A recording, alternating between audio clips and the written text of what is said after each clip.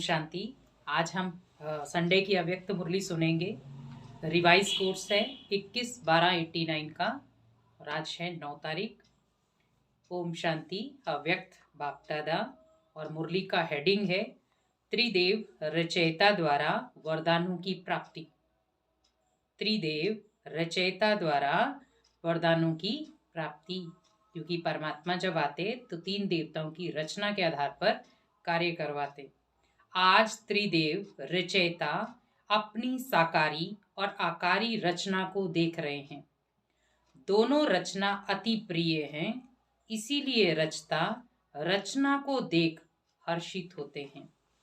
रचना सदा ये खुशी के गीत गाती कि वाह रचता, और रचता सदा ये गीत गाते वाह मेरी रचना। रचना प्रिय है, जो प्रिय होता है उसको सदा सब कुछ देकर संपन्न बनाते हैं। तो बाप ने हर एक श्रेष्ठ रचना को विशेष तीनों संबंध से कितना संपन्न बनाया है। बाप के संबंध से दाता बन ज्ञान खजाने से संपन्न बनाया। शिक्षक रूप से भाग्य विधाता बन अनेक जन्मों के लिए भाग्यवान बनाया। सतगुरु के रूप में वरदाता बन वरदानों से झोली भर देते हैं, क्योंकि भगवान हमें क्या करता, वरदानों से झोली भरता है। ये है अविनाशी स्नेह का प्यार, क्योंकि भगवान का प्यार ऐसा प्यार है जो सदैव अविनाशी है। प्यार की विशेषता यही है, उससे प्यार जिससे प्यार होता है उसकी कमी अच्छी नहीं लगेगी। कमी को कमाल के रूप में परिवर्तन करेंगे। अगर कोई कमी भी है उसको परिवर्तन करके कमाल कर दो। बाप को बच्चों की कमी सदा कमाल के रूप में परिवर्तन करने का सदा शुभ संकल्प रहता है ना। जैसे कई कहते हैं कि हम ज्ञान सुना नहीं सकते, लेकिन अगर वो मेरे अंदर कमी है, अगर मैं हिम्मत करूंगा कि शिव बाबा आप आओ और मेरे माध्यम से आप अनेक आत्माओं को ज्ञान सुनाओ, तो ना चाहते भी आपके मन से बहुत सुंदर सुंदर पॉइंट्स निकलेंगे। तो कमी क्या बन गई आपकी, कमाल। बाप को बच्चों की कमी सदा कमाल के रूप में परिवर्तन करने का सदा शुभ संकल्प रहता है। प्यार में बाप को बच्चों की मेहनत देखी नहीं जाती। देखो भगवान भी हमारी मेहनत को देख के क्या सोचता है कि मेरा बच्चा कितनी मेहनत कर रहा है। कोई मेहनत आवश्यक है तो करो, लेकिन ब्राह्मण जीवन में मेहनत करने की आवश्यकता ही नहीं है, क्योंकि दाता विधाता और वरदाता तीनों संबंध से इतने संपन्न बन जाते हो जो बिना मेहनत रूहानी मौज में रह सकते हो। वर्षा भी है, पढ़ाई भी है और वरदान भी है। जिसको तीनों रूपों से प्राप्ति हो, ऐसे सर्व प्राप्ति वाली आत्मा को मेहनत करने की क्या आवश्यकता है। कभी वर्षे के रूप में व बाप को दाता के रूप में याद करो तो रूहानी अधिकारीपना का नशा रहेगा ना। क्योंकि परमात्मा को हम बाप के रूप में याद करेंगे तो बाप हमारा इतना सुंदर, बाप हमारा सत्य, तो बच्चे तो ऑटोमेटिकली अधिकारीपने के नशे में रहेंगे। शिक्षक के रूप में याद करो तो गॉडली स्टूडेंट अर्थात भगवान के। तो ये श्रेष्ठ गति सिर्फ संगम युग पर ही आप ब्राह्मणों को प्राप्ति है। इसीलिए कहते जैसी मत वैसी गत, क्योंकि इस समय अगर भगवान की मत पर चलेंगे तो हमारी गति भी अच्छी, और हम इंसानों की मत पर चलेंगे तो हमारी गति आप सोच सकते हैं। वो लोग तो समझते हैं मरने के बाद गति मिलेगी, इसीलिए अंतमति सो गति कहते हैं। लेकिन आप ब्राह्मण आत्माओं के लिए इस अंतिम मर्जीवा जन्म में हर कर्म की सफलता का फल अर्थात गति प्राप्त होने का वरदान मिला हुआ है। वर्तमान और भविष्य सदा गति सदगति है ही। भविष्य की इंतजार में नहीं रहते हो। संगम युग की प्राप्ति का यही महत्व है। अभी अभी कर्म करो और अभी अभी प्राप्ति का अधिकार लो। इसको कहते हैं एक हाथ से दो, दूसरे हाथ से लो। कभी मिल जाएगा व भविष्य में मिल जाएगा, ये सोचते ना, कोई बात नहीं, मिल जाएगा। ये दिलासे का सौदा नहीं है। जैसे हम कई बार कहते हैं ना, भगवान चाहेगा तो ले लेंगे, भगवान चाहेगा तो चले जाएंगे, भगवान चाहेगा तो ये कर लेंगे। तो भगवान ने तो आपको ज्ञान दे दिया, भगवान ने अपना हाथ भी दे दिया, फिर हम कह रहे हैं भगवान चाहेगा। तुरंत दान, इसको कहते एक हाथ से दो, दूसरे से लो। तुरंत दान महापुण्य, ऐसी प्राप्ति है, इसको कहते झटपट का सौदा। भक्ति में इंतजार करते रहो, मिल जाएगा मिल जाएगा। भक्ति में है कभी, और बाप कहते अभी लो। भक्ति में तो लंबा समय चला जाता है, लेकिन ज्ञान में अभी अभी किया और अभी अभी लो। आदि स्थापना में भी आपकी प्रसिद्धता थी कि यहाँ साक्षात्कार झटपट होता है, और होता भी था। तो आदि से झटपट का सौदा हुआ, इसको कहते रचता का रचना से सच्चा प्यार। सारे कल्प में ऐसा प्यार कोई हो नहीं सकता, कितने भी नामी ग्रामी प्यारे हों, लेकिन ये है अविनाशी प्यार और अविनाशी प्राप्ति। तो ऐसा प्यार प्यारा कोई हो नहीं सकता, इसीलिए बाप को बच्चों की मेहनत पर रहम आता है। वरदानी सदा, वर्षे के अधिकारी कभी मेहनत नहीं कर सकते। भाग्य विधाता शिक्षक के भाग्यवान बच्चे सदा पास विद ऑनर होते, ना फेल होते हैं, ना कोई व्यर्थ बात फील करते हैं। मेहनत करने के कारण दो ही हैं, या तो माया के विघ्नों से फेल हो जाते, व मित्र संबंधियों में, चाहे ब्राह्मणों के चाहे अज्ञानियों के, दोनों संबंध में कर्म में आते छोटी सी बात में व्यर्थ फील कर लेते हैं, कर देते, जिसको आप लोग फ्लू की बीमारी कहते हैं ना, एक दूसरे से फैलती। एक दूसरे को कहेगा, दूसरा तीसरे को कहेगा, तीसरा चौथे को कहेगा, सभी की स्थिति खत्म। फ्लू क्या करता है, एक तो हलचल होती है, उसमें शरीर हिलता है, और ये आत्मा की स्थिति हिलती है, मन हिलता है और मुख कड़वा हो जाता है। यहां भी मुख से कड़वे बोल बोलने लग पड़ते हैं, और क्या होता, कभी सर्दी कभी गर्मी चढ़ जाती है। यहां भी जब फीलिंग आती तो अंदर जोश आता है, गर्मी चढ़ती है। गुस्सा आ जाता है ना, तो गुस्से से क्या होता है, व्यक्ति गर्म में आग बबूला हो जाता। इसने ये क्यों कहा, ये क्यों किया, ये जोश है। अनुभवी तो हो ना, और क्या होता, खाना पीना कुछ अच्छा नहीं लगता। यहाँ भी कोई अच्छी ज्ञान की बात भी सुनाएंगे तो भी उनको अच्छी नहीं लगेगी। अगर ज्ञान के आधार पर भी सुनाएंगे उनको, तो भी बाबा ने कहा वो दुनियावी बातों में ले जाएंगे, क्योंकि दुनियावी बातों में उनका असर हो रहा है। तो आखिर रिजल्ट क्या होगी, कमजोरी आ जाएगी ना। यहां भी कुछ समय तक कमजोरी चलती है, इसीलिए ना फेल हो ना फील करो। बाप दादा श्रेष्ठ मत देते हैं, शुद्ध फीलिंग रहे। मैं सर्वश्रेष्ठ अर्थात कोटों में कोई आत्मा हूं। मैं देवात्मा, महानात्मा, ब्राह्मण आत्मा, विशेष पाठधारी आत्मा हूं। क्या क्या टाइटल दिए, मैं देवात्मा, मैं महानात्मा, मैं ब्राह्मण आत्मा, और मैं विशेष पाठधारी आत्मा हूं। इस फीलिंग में रहने वाले को व्यर्थ फीलिंग का फ्लू नहीं आ सकता। क्योंकि अगर हमारा चिंतन श्रेष्ठ होगा तो हमें फीलिंग आएगी ही नहीं, और चिंतन अगर नेगेटिव होगा तो फीलिंग आती रहेगी। इस शुद्ध फीलिंग में रहो। जहां शुद्ध फीलिंग होगी वहां अशुद्ध फीलिंग नहीं हो सकती। तो फ्लू की बीमारी से अर्थात मेहनत से बच जाएंगे, और सदा स्वयं को ऐसा अनुभव करेंगे कि हम वरदानों से पल रहे हैं, वरदानों से आगे उड़ रहे हैं, वरदानों से सेवा में सफलता पा रहे हैं। मेहनत अच्छी लगती है, वह मेहनत की आदत पक्की हो गई है। मेहनत अच्छी लगती है, वह मौज में रहना अच्छा लगता है। कोई कोई को मेहनत के काम बिगड़ और कोई काम अच्छा नहीं लगता। क्योंकि वो मेहनत नहीं करें तो तब तक उनको ऐसा लगता है कि कुछ किया ही नहीं है। उनको कुर्सी पर आराम से बिठाएंगे तो भी कहेंगे हमको मेहनत का काम दो, क्योंकि आदत है ना, बॉडी ने वही चीज ले ली है। ये तो आत्मा की मेहनत है, और आत्मा 63 जन्म मेहनत कर थक गई है। 63 जन्म ढूंढते रहते हैं ना, किसको ढूंढने में मेहनत लगती है, तो थके हुए पहले ही हो, 63 जन्म मेहनत कर चुके हो ना।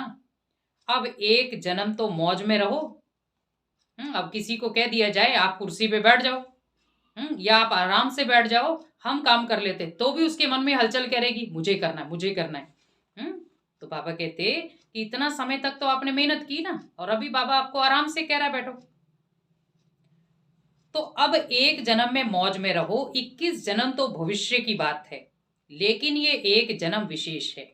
मेहनत और मौज दोनों का अनुभव कर सकते हो। भविष्य में तो वहां ये सब बातें भूल जाएंगी ना, जो अभी हम कर रहे हैं वो तो वहां भूल जाएगा। मजा तो अभी है, दूसरे मेहनत कर रहे हैं, आप मौज में रहो। आप उसको देख के क्यों अपने मौज को खत्म कर रहे हो? टीचर ने भक्ति की है, टीचर्स ने की है, कितने जन्म भक्ति की है, इस जन्म में तो नहीं की है ना। आपकी भक्ति पहले जन्म में पूरी हो गई। कब से फिर भक्ति शुरू की, किसके साथ शुरू की? ब्रह्मा बाप के साथ साथ आपने भी भक्ति की है। कौन से मंदिर में की? तो भक्ति की भी आदि आत्माएं हो और ज्ञान मार्ग की भी आदि आत्माएं हो। आदि की भक्ति में अव्यवचारी भक्ति होने के कारण भक्ति का आनंद सुख उस समय के प्रमाण कम नहीं हुआ। वह सुख और आनंद भी अपने स्थान पर श्रेष्ठ रहा। भक्त माला में आप हो। जब भक्ति आपने शुरू की तो भक्त माला में नहीं हो। डबल फॉरेनर्स भक्त माला में थे, भक्त बने या भक्त माला में थे? अभी सब सोच रहे हैं कि हम थे व नहीं थे। विजय माला में भी थे, भक्त माला में भी थे, पुजारी तो बने लेकिन भक्त माला में भी थे। भक्त माला अलग है, आप तो ज्ञानी सो भक्त बने, वह है ही भक्त।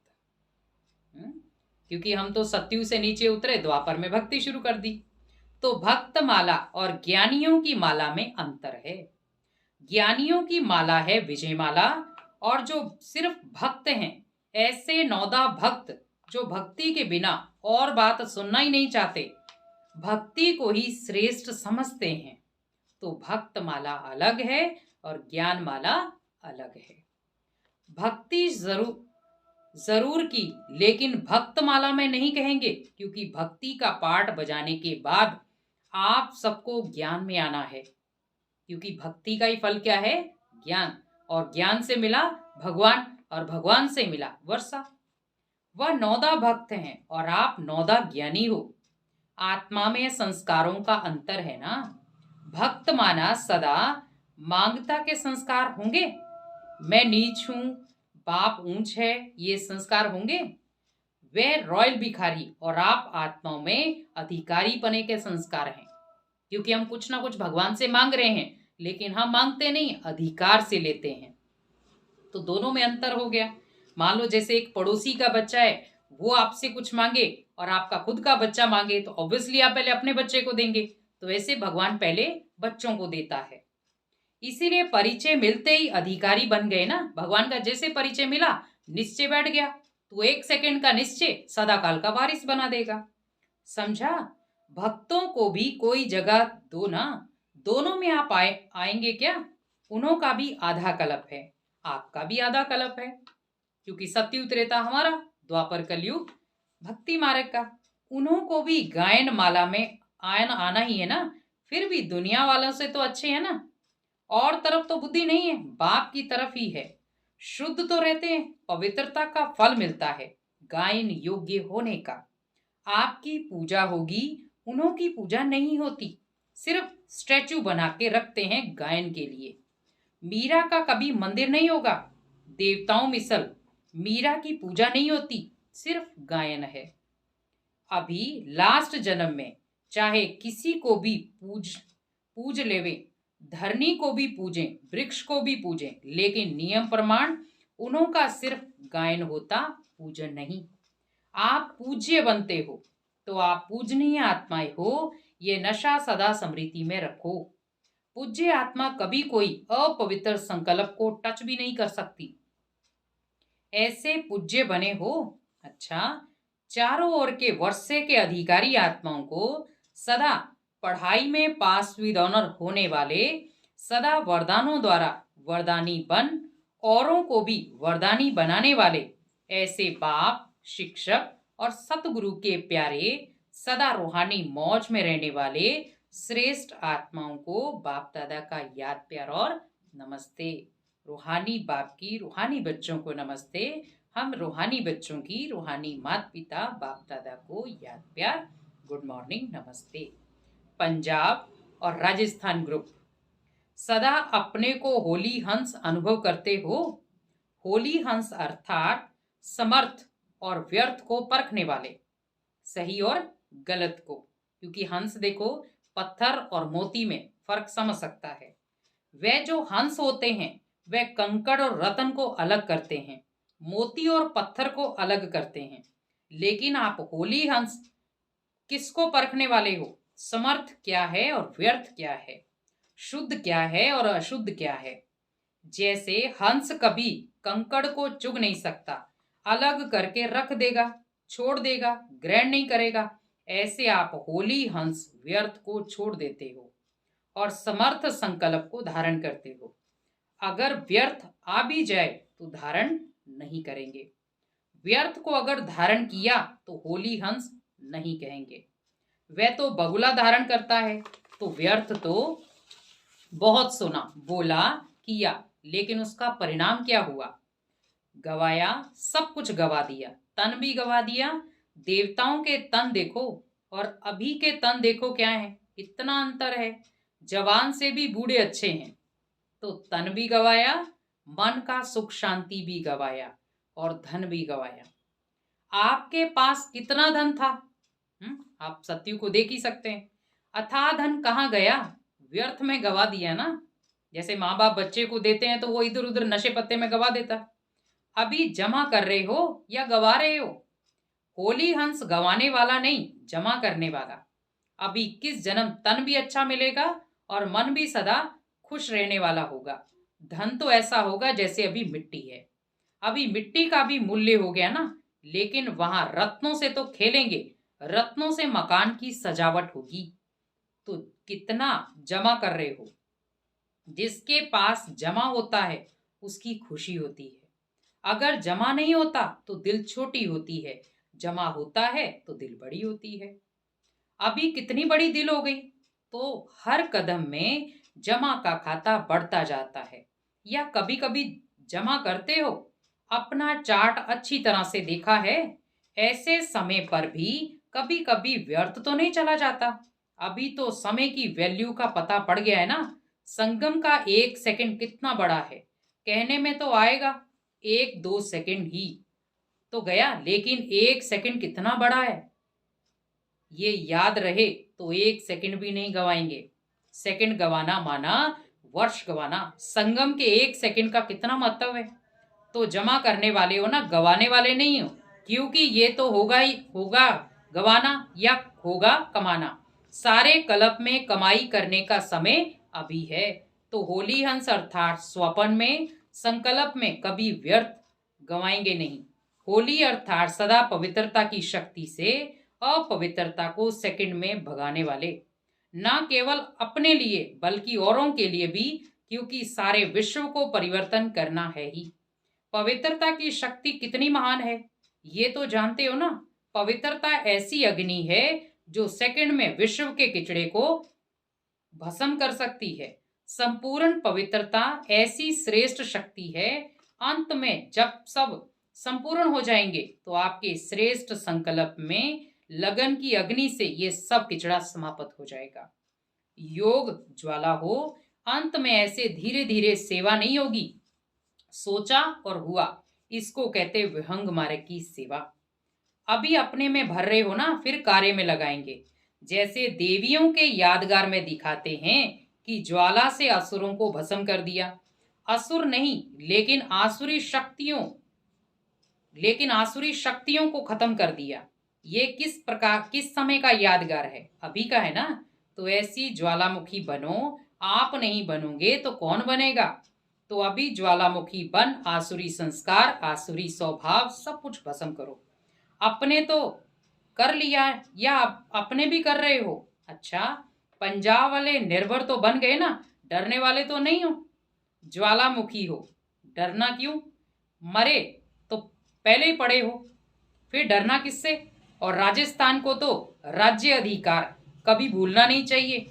राज्य भूल करके राजस्थान की रेती तो याद नहीं आ जाती। वहां रेत बहुत होती है, तो सदा नए राज्य की स्मृति रहे।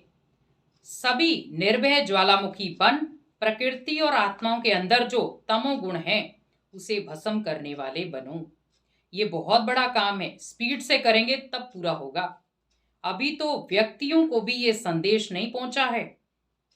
प्रकृति की तो बात ही छोड़ दो, क्योंकि अभी तो कितनी आत्माएं बची हैं जिनको भगवान का संदेश पहुंचा ही नहीं है। तो हमारे मन में एक उथल आनी चाहिए कि कैसे भी करके भगवान का संदेश हर आत्मा तक पहुंच जाए। तो प्रकृति की तो बात ही छोड़ दो, तो स्पीड तेज करो, गली गली में सेंटर हो, क्योंकि सरकमस्टांस प्रमाण एक गली से दूसरी गली में जा नहीं सकेंगे, एक दो को देख भी नहीं सकेंगे, तो घर घर में गली गली में हो जाएगा। अच्छा, आगे दिया वरदान आज का, चलन और चेहरे द्वारा पुरुषोत्तम स्थिति का साक्षात्कार कराने वाले ब्रह्मा बाप समान भव। चलन और चेहरे द्वारा पुरुषोत्तम स्थिति का साक्षात्कार कराने वाले ब्रह्मा बाप समान भव। जैसे ब्रह्मा बाप साधारण तन में होते भी सदा पुरुषोत्तम अनुभव होते थे, साधारण में पुरुषोत्तम की झलक देखी, ऐसे फॉलो फादर करो।